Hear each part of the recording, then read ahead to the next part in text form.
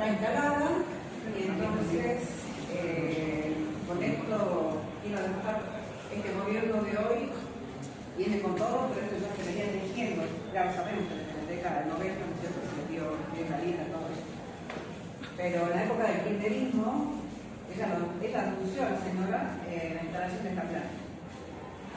Tuvo todo el apoyo del gobierno de Urtubey y se les concedió agua, gas, hasta el día de hoy el señor del plan informó todos los datos y llegamos hasta el último detalle de todo el negocio que era con el gas. Es decir, cada sartén estamos pagando el gas y usan ellos como materia prima, no para calentar ni como energía el gas, sino como materia prima, es el ingrediente para hacer el explosivo. Cada sartén le pagamos porque está subsidiado por la provincia de Salta. Entonces ellos se instalaron allá, no porque haya un mineral que sacan para hacer el explosivo, sino porque estaban cerca de los ríos con agua. Entonces se les otorgó el gas, se les otorgó el agua para hacer el explosivo que exploten las condiciones. En ese momento estaba el ingeniero Fuerte en la Secretaría de Recursos Hídricos.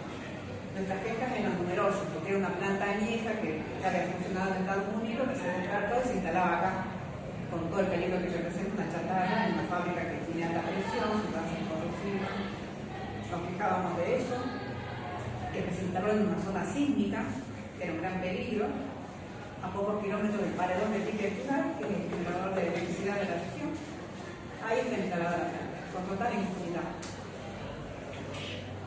Cuando tocamos el tema del agua, que eran 5.200.000 litros que ellos nos informan que usan para saber que sea más, dijo el ingeniero Fuerte que no nos preocupara, que era poca cantidad en relación a la mega minería y en relación a las grandes empresas del agronegocio que ocupaban mucho tiempo.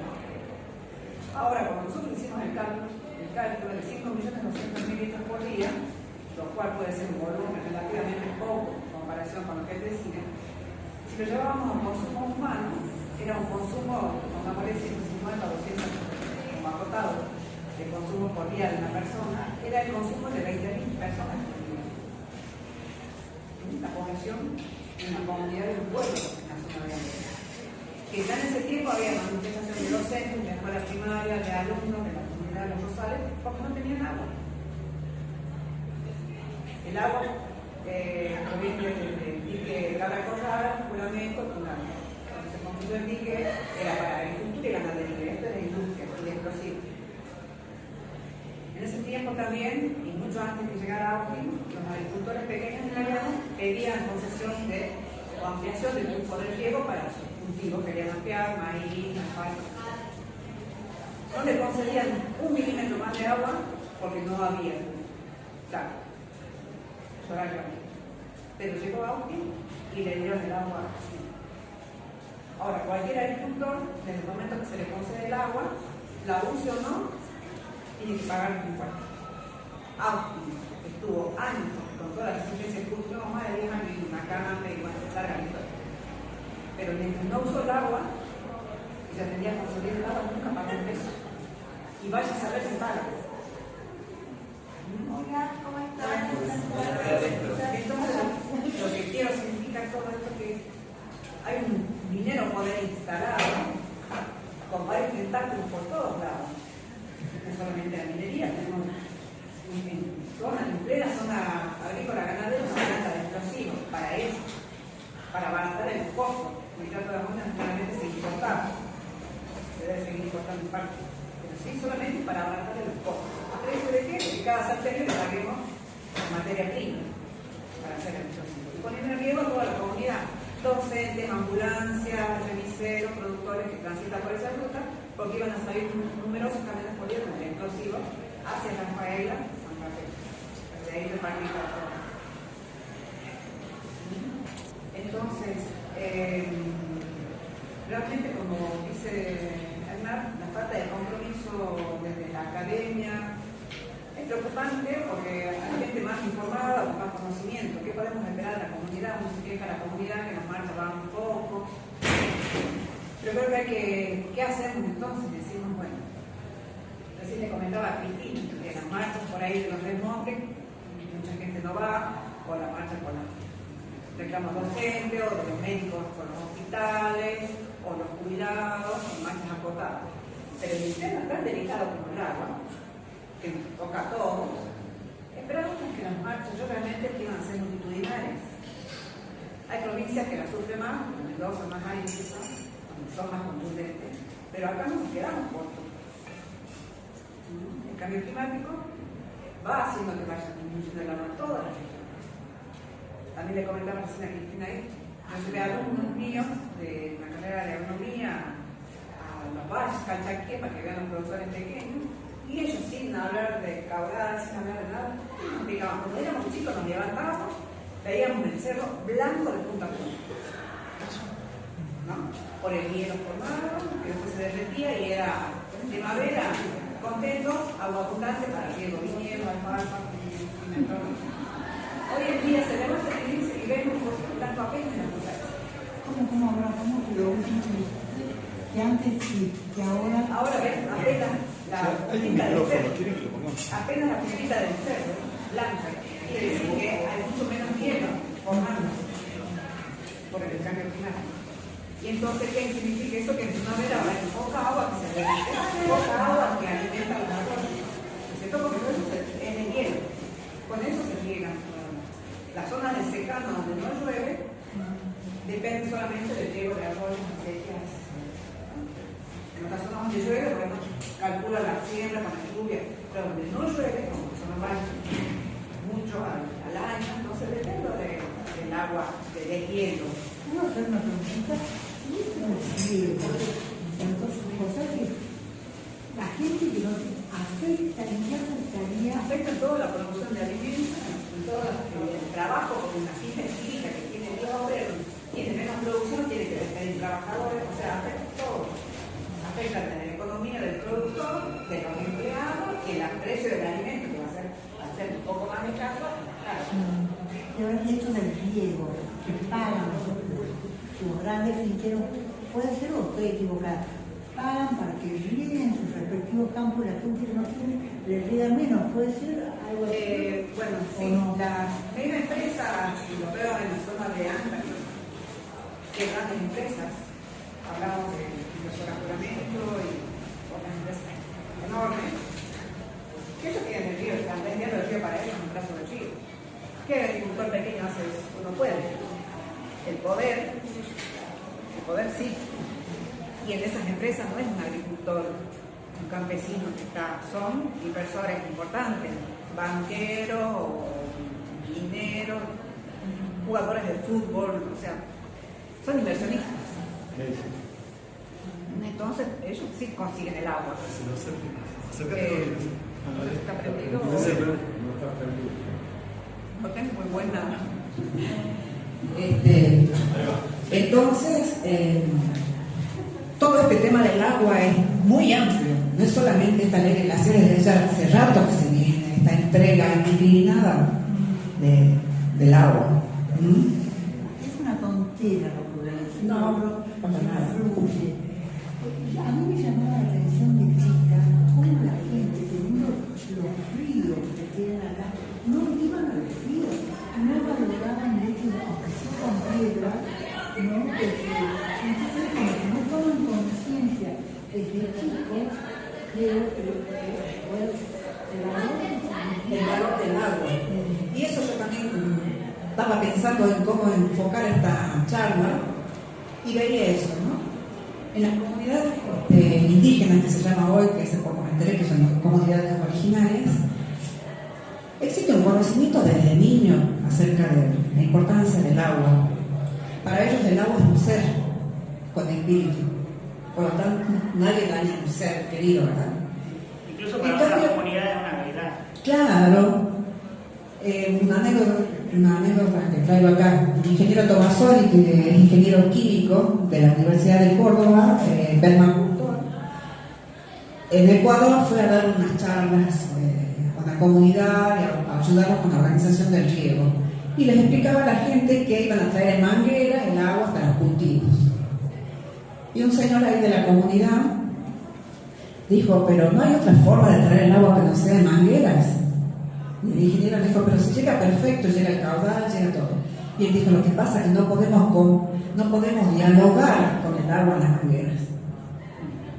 No entiendo, no entiendo la relación. O sea, cómo ellos en la comunidad esa indígena ven al agua como un ser. Entonces, para ellos que ese ser esté atrapado en una manguera, no les permite ese diálogo, ese contacto que para ellos significa el agua.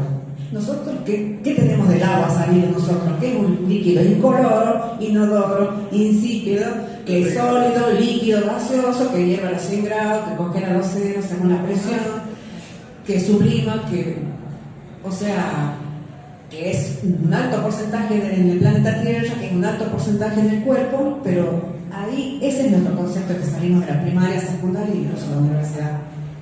No vemos el agua comúnmente como las comunidades indígenas. Los mapuches también lo ven así como un ser con espíritu al agua. Como que no aceptaban el hecho de que estuviera atrapada en la manguera. Y entonces, ¿qué hicieron? Acequias empedradas, con ayuda de toda la comunidad. Por supuesto hay casos que se facilitan, pero a lo que voy es esa diferencia de educación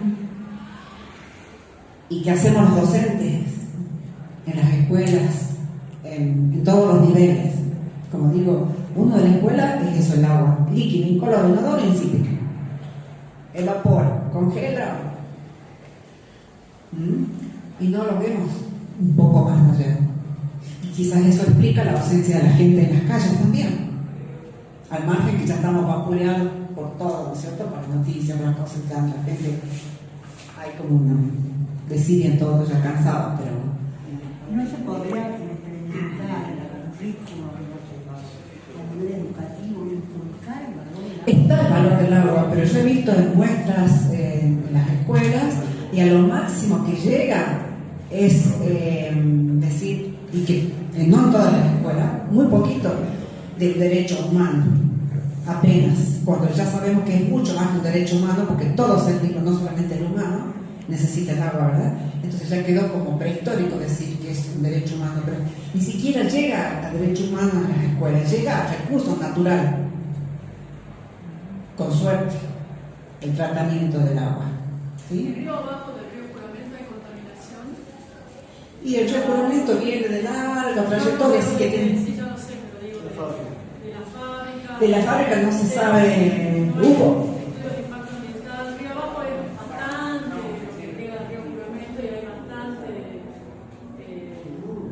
Y el río, mira, arrastra todos los agroquímicos de toda la región, convengamos. Y ya viene, claro, no hay un estudio específico que haya hecho.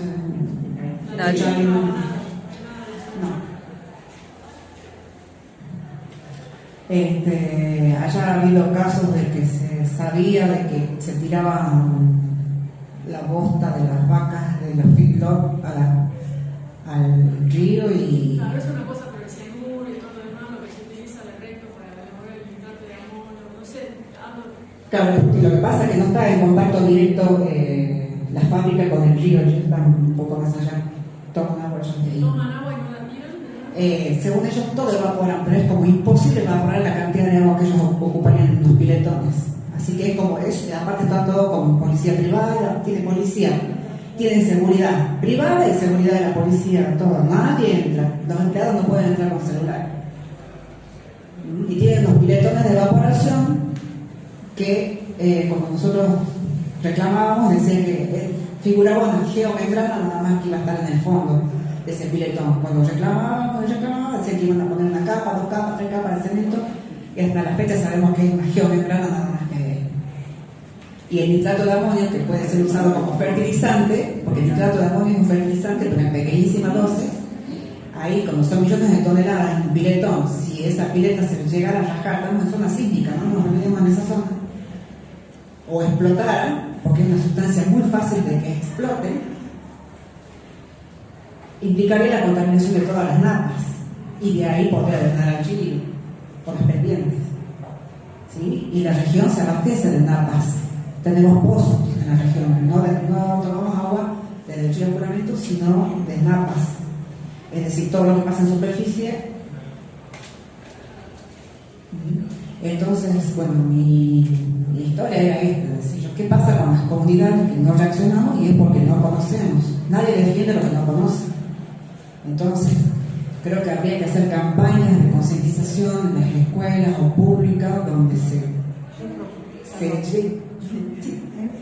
campañas que acepto perfecto. Yo he sido desde chica criada en Río, en Cosquín, Córdoba.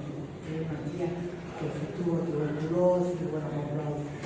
O sea, el valor inculcable de los chicos, ir al río, para mí, antes de la campaña, llevarlos al río, no sé, una actividad tipo camping, no sé, y empezar a inculcar desde la primera eso, no tanto campaña, pero que empiecen a resignificar el valor del agua. De otra manera, Sí. no con la clase formal. Claro, me parece, ¿no?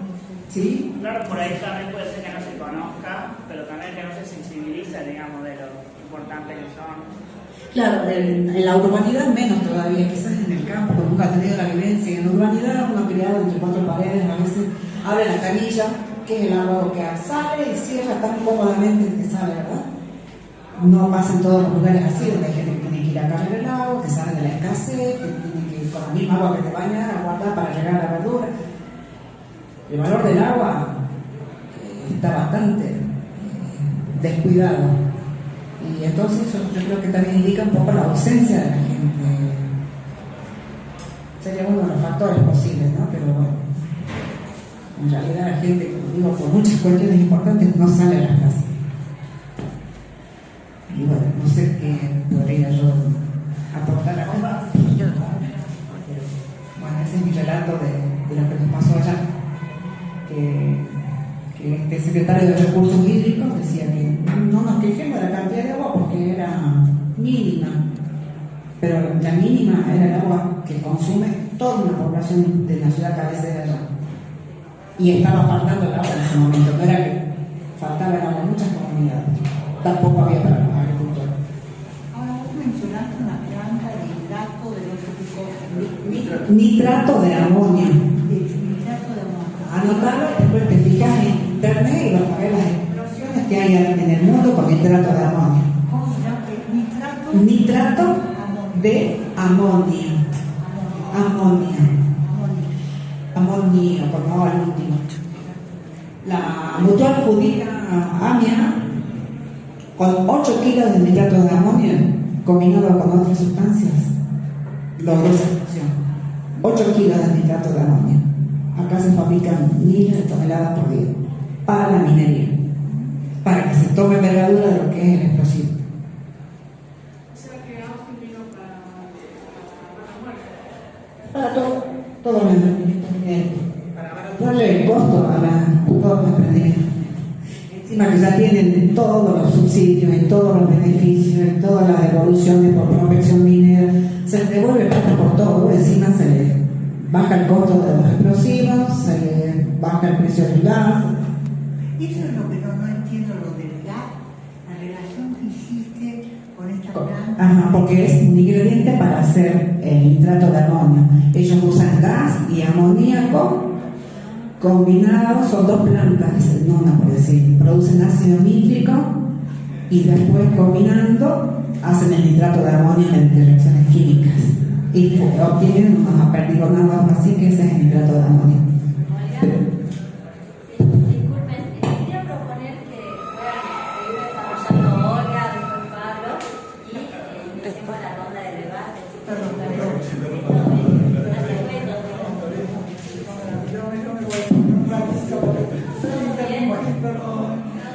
Bueno, redondeando, pienso que ¿qué hacemos, no? Entonces digo un trabajo lento que no es instantáneo. La ley glaciares, hay que salir a las calles, no queda otra, pero cada uno un compromiso en su familia, ni siquiera yo mismo, en mi familia ya a las marchas. Como que es difícil, no es tan fácil. Pero bueno, hay que hacer un trabajo de hormiga. No queda otra.